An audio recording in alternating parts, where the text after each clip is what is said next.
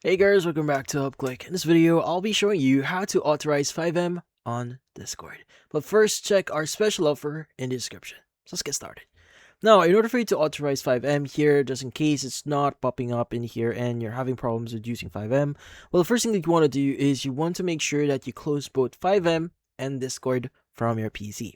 Now, once you have this closed, what you need to do next is you want to look for Discord, right click on it, and you want to go and choose Properties. Now, inside Properties, you want to go ahead and just go to Shortcut, click on Advanced.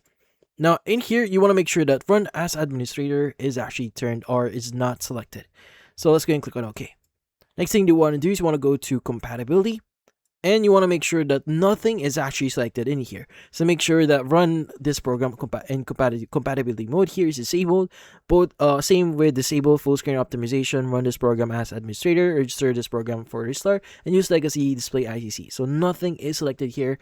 And once you've done that, go ahead and click on apply and OK, and go ahead and basically start or open up Discord.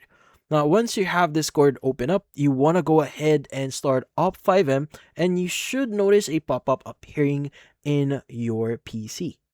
Now, the thing with this one, this should actually appear or should pop up inside Discord. So what you need to do is you just need to click on the authorize button that you are going to see at the bottom of that pop-up in Discord. And once you click on authorize, that should basically authorize FiveM into your Discord account. And that's about it.